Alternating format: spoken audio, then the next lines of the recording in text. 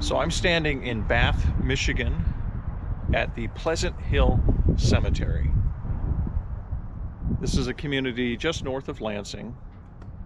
And in 1927, one of the most horrific events that ever happened in national history occurred right here. It was when a madman bombed a school and killed a whole schoolhouse of children and teachers, and it's a horrible story. So it's not my typical story for this channel, but I feel like it's worth telling because it's an important part of Michigan history as well as national history. So I'm just giving you a forewarning. Come along and join me if you will, and let's hear the story of the Bath school disaster, also known as the Bath Massacre.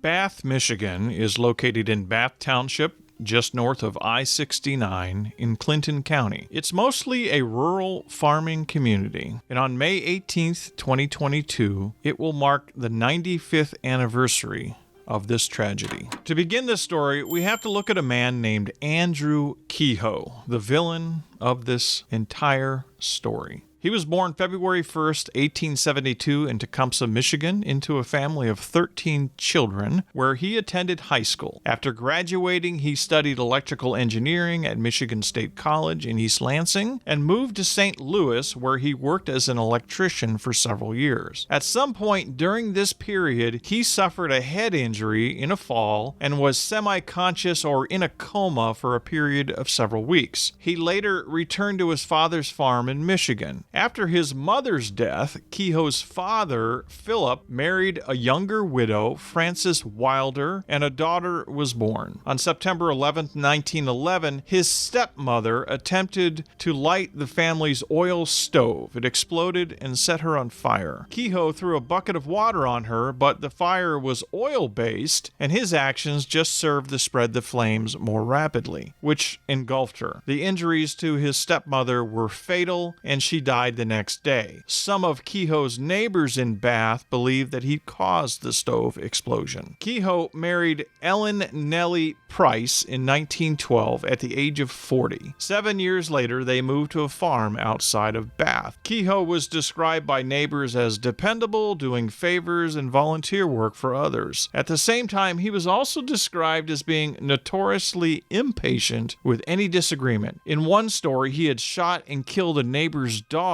who came onto his property and annoyed him with its barking. He was also said to have beaten one of his horses to death when it did not perform to his expectations.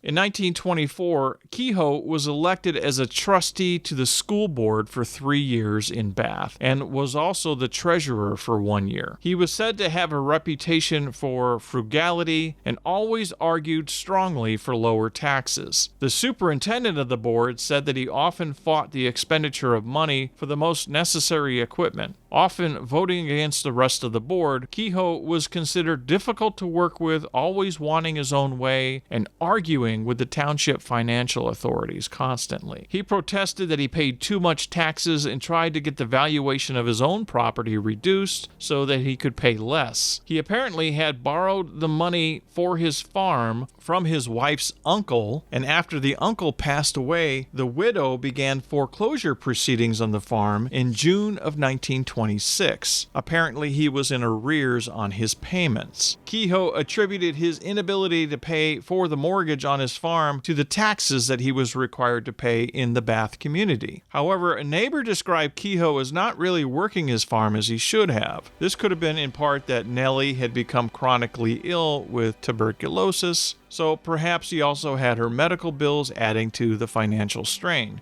After foreclosure proceedings started, however, he stopped working his farm altogether. Before the foreclosure began in 1925, he had been appointed to temporarily fill in the position of town clerk. In the April election of 1926, however, he was defeated, and the public rejection by his fellow citizens angered him. So it was in 1926, with his financial problems mounting, compounded by the public rejection in the recent election, that it is said that Kehoe began to plot out his sinister idea of revenge with the Bath community. From his positions in the school board and being an experienced electrician, the school board had employed him in November of 1926 to make repairs on the new lighting system. This gave him free access to the school after hours, and it's believed that it was during this time that he began to lay the groundwork for his sinister plan. In November, he drove to Lansing and began buying dynamite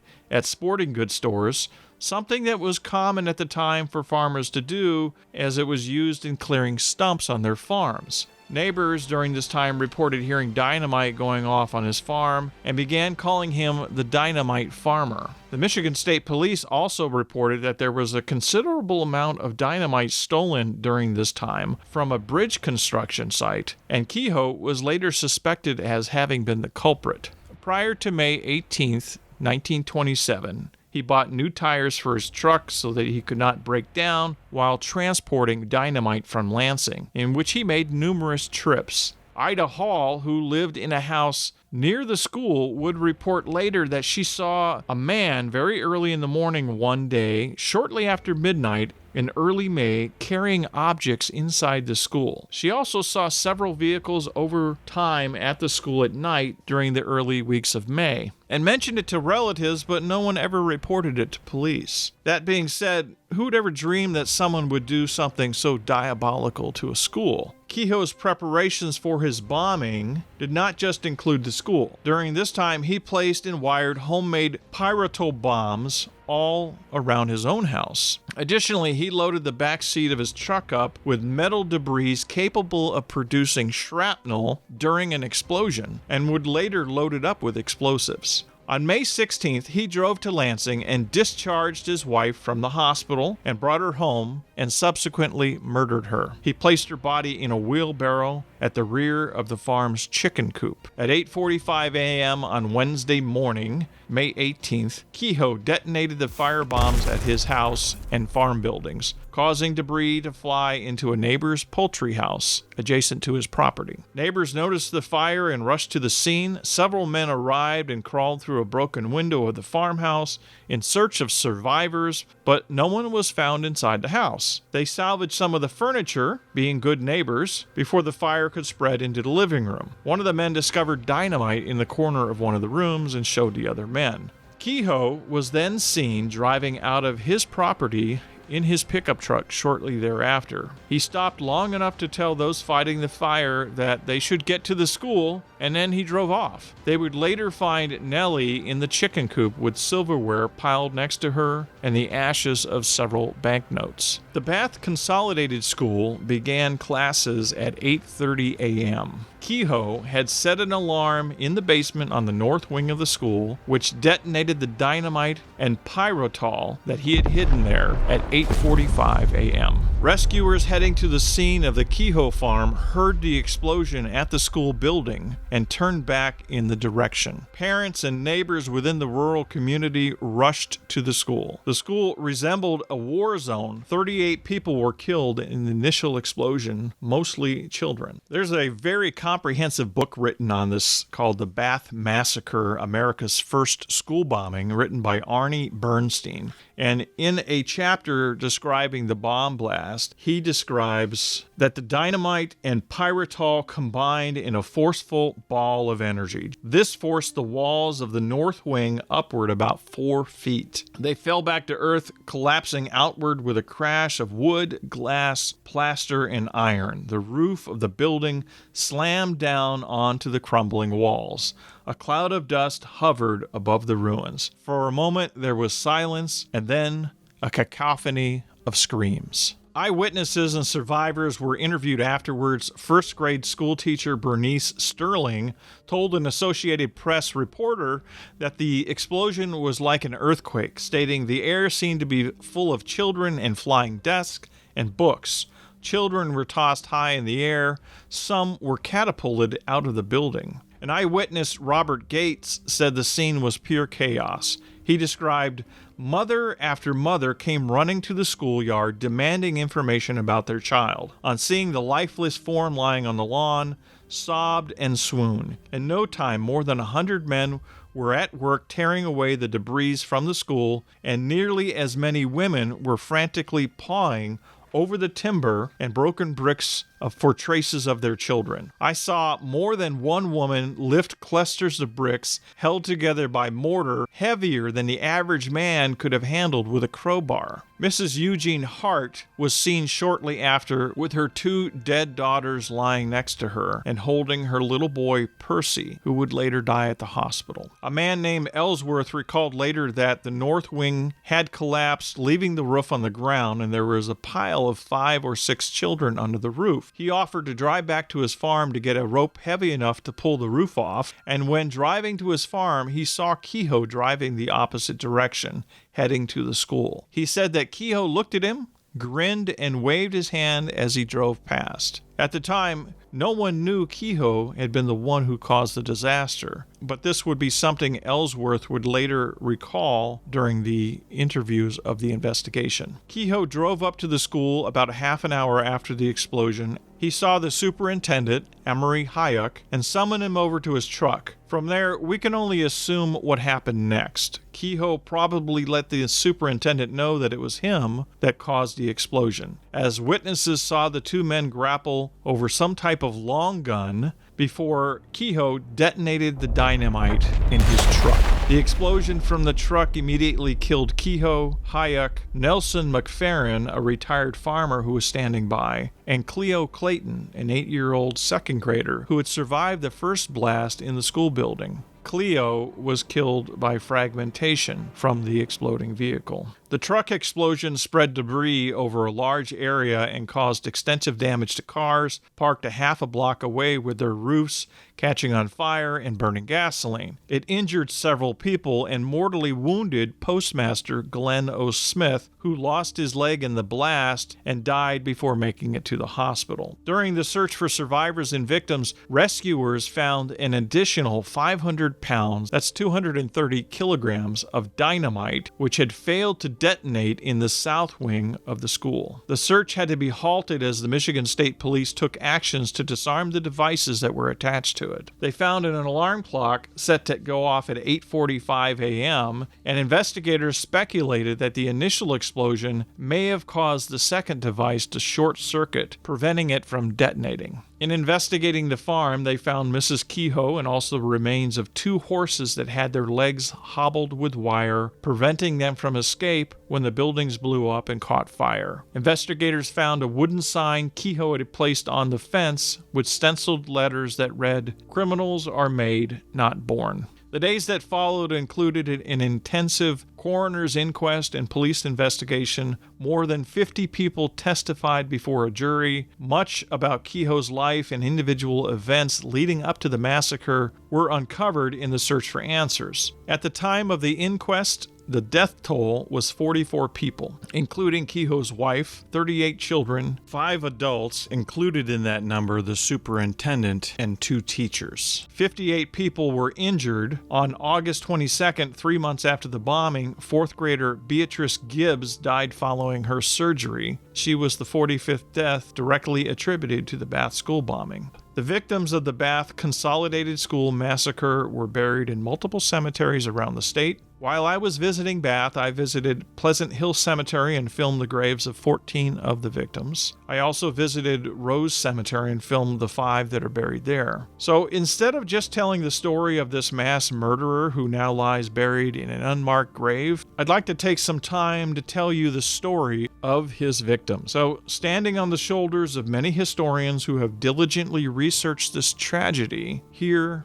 are their stories. Glenn O. Smith was born in Bath Township, May 18, 1894. He began his education in the Bath School District, number 9, and later graduated from Bath High School. He went to Michigan State College for 1 year, and he was also 1 year at Ferris Institute. After finishing school, he worked in Detroit and Chicago. He then returned to Bath and became the postmaster in 1920. He was married to Esther McFadden. Glenn was well liked and noted for his honesty. Because of his courage, he often put himself in danger to help other people. He worked faithfully in the wreckage to try to get children out, but he became faint and realized he needed to get some fresh air. So he went over to the sidewalk where his father-in-law, Nelson Mcferrin, and Mr. Hayek, the superintendent, were standing when Kehoe blew up his car on the street. street. Glenn's right leg was blown nearly off at the thigh, and his left leg had a terrible cut above the ankle. He was still conscious when help reached him. As the men bound his leg with a belt furnished by someone in the crowd, the ambulances began to arrive. He died on his way to the hospital. Nelson Mcferrin was born in Washtenaw County, Michigan, May 25, 1852. He came to Bath with his father, John Mcferrin, at the age of 15 and assisted his father in clearing up the new homestead. When he got older, he left home and started out in life by purchasing himself 40 acres. After clearing and building on his land, he purchased another 40 acres and ended up building up one of the best farms in Bath Township. He retired from farming at the time of his death. Nelson Mcferrin was killed with Glenn O. Smith and Mr. Hayek, the superintendent, when Kehoe called him over to his car and blew it up. Superintendent Emery E Hayek. He was born in Butternut, Michigan, July 3, 1894. He graduated from Carson City High School and also attended school at Ferris Institute. After spending some time in the Army during World War I, he entered Michigan State College at East Lansing. January 1919, he received his bachelor's degree. Mr. Hayek took a position as superintendent of the Bath Consolidated School in 1922, and he held this job until May of 1927, when he was killed by Andrew Kehoe. Blanche Elizabeth Hart. Blanche was the youngest daughter of Martin and Annadella Bueller, and she was born February 24, 1897, in Victor Township. She graduated from the 10th grade at 𝙇𝙞𝙨𝙯, and then she later graduated from Lansing High School. She was considered a conscientious worker in the school and church and social activities, and for 11 years prior to her death was a teacher in the rural schools of Clinton County. She was severely injured in the explosion at the Bath School. She passed away at Sparrow Hospital May 19, 1927. Hazel Ia Whitby. She was the daughter of Mr. and Mrs. Frank Whitby, born September 20th, 1906. Hazel finished the grades at Whitby's school at an early date and graduated from the class of 1924 at Lakeview High School. Her course in higher education was taken at Mount Pleasant, and she received a certificate there in 1926. Following her graduation, she accepted a position to teach the 3rd and 4th grades at Bath Consolidated School, which she held until her death in May of 1927. When she was found in the wreckage of the school, there was a child in each of her arms. Her body was taken to Howard City, the home of her parents, and she was buried on May 22nd. And it's said that there was a funeral procession of 150 cars leading from the church to the cemetery on the day of her service. And those are the stories of the 5 adults that were killed by Andrew Kehoe, the 6th victim being his wife at the farm. Now I'm going to tell you the stories of the children. Henry and Hermanbergen. Henry was born in Livingston County near Howell, Michigan. He was 14 years old and in the 6th grade. He loved gardening and really thought well of his school. His brother Herman was 11 years old, and he worked with his brother in the garden, and he was more of a mother's boy as described, and he would carry wood and water into the house and help his mother with chores. Arnold Victor Bayroll was born in 𝙇𝙞𝙯 Township, February 15, 1919, and at his age he had a great head for mathematics. He asked to be given mathematical problems that ranged into the millions. His father often told him that he could never be a farmer because he ate so slowly, but he was always busy at something, and if not school, he was playing baseball. Floyd Edwin Burnett. Floyd was aged 11, and he was born at the Anna Hall Farm on July 11, 1915. He was in the 6th grade, and his standings in the school were good. He enjoyed playing baseball and was said to be one of the best players of his age at the school. Robert and Amelia Burnett. Robert was born in Johnstown, Pennsylvania, and he was 12 years old. He was in the 5th grade, and Robert did not want to go to school. He would have rather have quit in the spring and worked on the farm. Amelia was born in Johnstown, Pennsylvania, and she was 11 years old. She learned very rapidly and liked to go to school, and she was in the 5th grade, and she thought a lot of her teacher, Blanche Hart. Russell Chapman was born October 1st, 1918 in Delta Township, Eaton County. At the time of his death, he was in the 4th grade. He liked the Bath School and was a great lover of the farm. He could also already harness the horses and drag the fields for his father. He was remembered as being a very mischievous young lad and always seemed to have a good time with everybody. Cleo Clayton. Cleo was 8 years old in the 2nd grade. He lived with his grandparents. His mother had died when he was just about 1 year old. The photo depicted here was taken when he was just 2 years old. Cleo had survived the school blast without injury, but was killed when Kehoe blew up his truck on the street. A large bolt ripped through his stomach and injured his spine. He was conscious to the very end and lived about 7 hours after the truck explosion. Thelma Irene McDonald, daughter of Reverend and Mrs. Scott McDonald, was born in Rogers City, August 22, 1919. She started school at the age of 5 and was in the 3rd grade, and she's said to have really liked school and often cried to go there when she was 3 years old. Thelma had told her father and mother many times when she was growing up that she wanted to be a school teacher. Robert Cochran was born in Muskegon on December 24, 1918, and he was in the 3rd grade. Bobby talked a great deal of being a doctor, but his mother said that he also talked about becoming a singer and a musician. Ralph Albert Cushman. He was 7 years old and he was in the 3rd grade. Ralph was good in school except for math. He wanted to stay in the 2nd grade the prior year because one of his friends didn't pass. He loved to play baseball and was at it morning through night. He played that morning before going to school, and the last thing he said was, "Goodbye, Mama, I'll be good," as he left for school. He was one of the last found in the ruins. Earl Edwin Ewing. He was 11 years old and born in Climax, Michigan, where his father was a storekeeper at the time. His father later sold the store. Then his parents moved to Bath, where Earl was enrolled in the Bath Consolidated School. He was in the 6th grade at the time of his death. He was always considered a good boy and liked to work hard. Catherine Annalee Foote was born May 29, 1917, and she planned on going through the school and becoming a teacher. If her plans had not brought her to an abrupt end by the terrible disaster, she would likely have graduated from school very young, as she was already in the 6th grade at the age of 10. Marjorie Fitz was born in the south edge of Clinton County in 1918. She attended the county line school until 1926. At the time, her family moved to Bath and they bought a farm. They also wanted her to have better conditions at the school, which is why they made the move in the purchase. She was believed to be one of the children found in the arms of Mrs. Weatherby. Carlisle Walter Giesenhaver was born December 28, 1917, and he was in the 4th grade. Carl was very good in school, and his report card always had high marks on it. His idea was to become a farmer, and he was already dragging the fields with his father. He milked the cow, weighed the milk at night and in the morning. Carl had big plans to have a nice garden that summer, and he had already purchased the seed for the planting of his garden, which was just a few weeks away.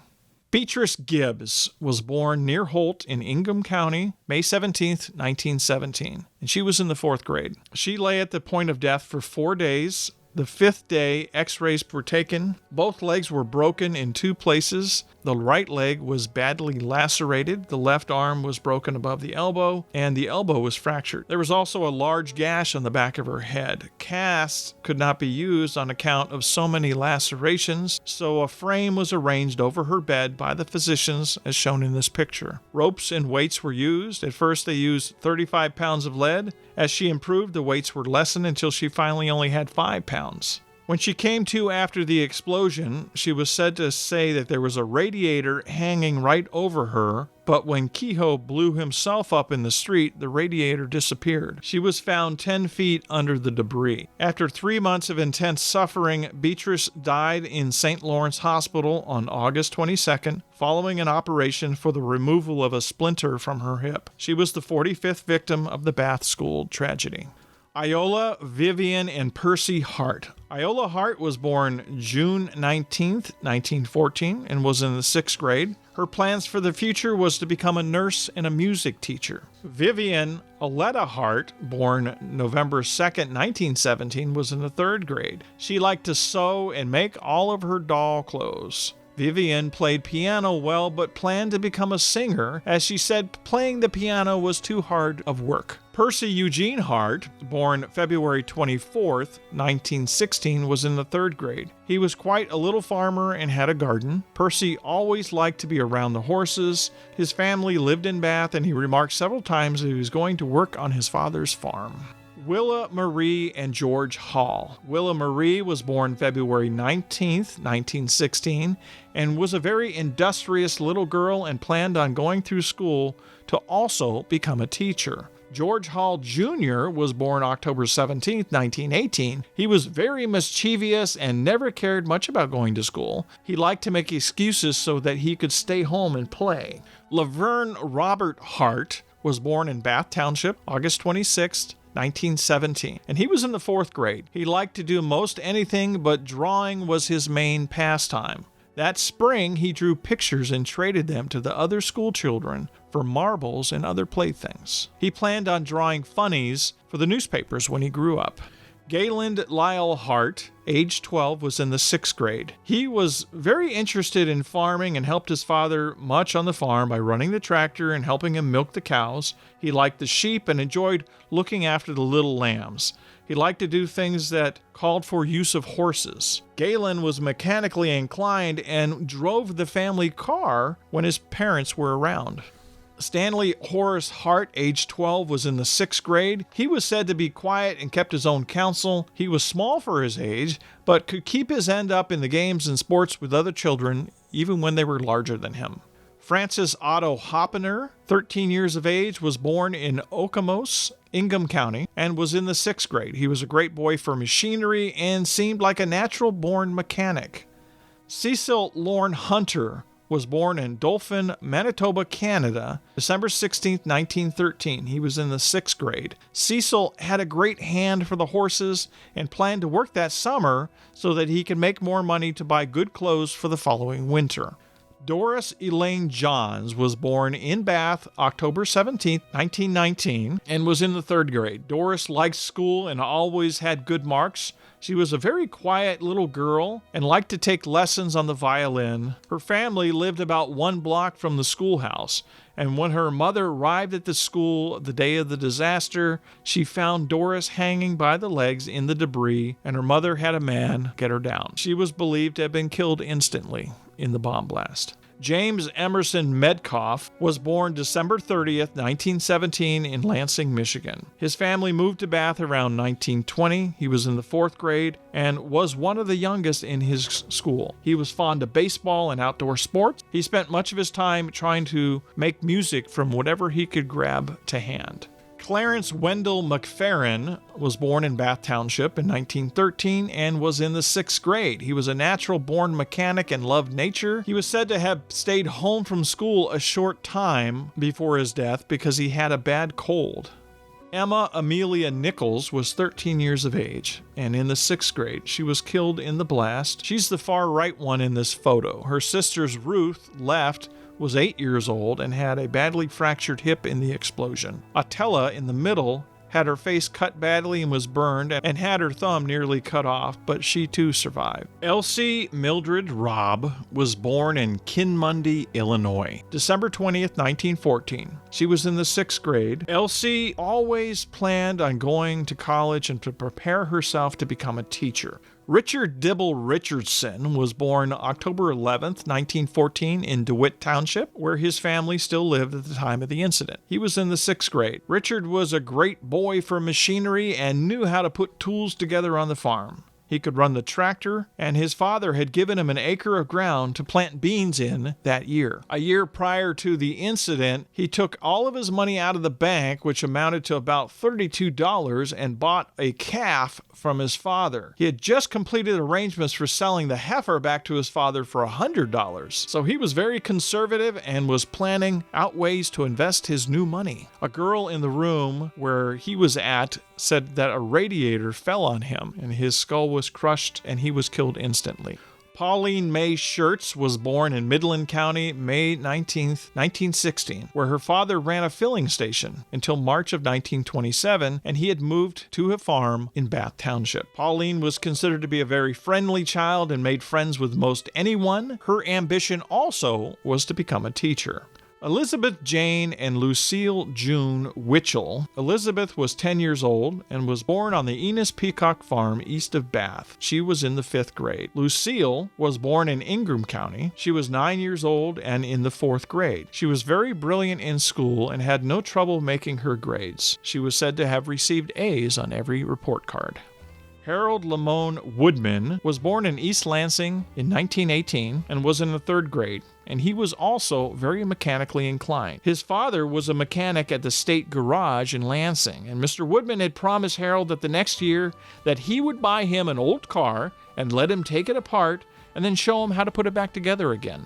And finally, George Orville and Lloyd Zimmerman. Lloyd was age 12 and was in the 5th grade, and George was 10 years of age in the 3rd grade. They were both born in Muskegon, Michigan, and their family had moved to Bath about a year prior to the incident. Lloyd's desire was to become a floriculturist, and he spent much of his time practicing on the violin. Incidentally, Vida Marie Zimmerman, who is also shown in this picture in the middle, also attended the Bath School, but she was homesick the day of the explosion. So following the incident, headlines across the country appeared opposite coverage of Charles Lindbergh's transatlantic flight proclaiming maniac blows up school, had protested higher taxes. Michigan's Governor Fred Greene created the Bath Relief Fund, and Michigan's U.S. Senator James Couzens gave generously to the fund and donated money to rebuild the school. On August 18, 1928, Bath looked to the future and dedicated the James Couzens Agricultural School to its living youth. This building was in operation until 1975, and it was built on the same site as the original Bath School. When the new school was torn down in 1975, the Memorial Park was created on the site where it once stood. Today, the cupola, which was once atop the school, stands a silent vigil in the center of the park. There's a two-sided Michigan historic marker describing the event on the site, and another stone marker which lists the names of the victims. In the brick around the cupola,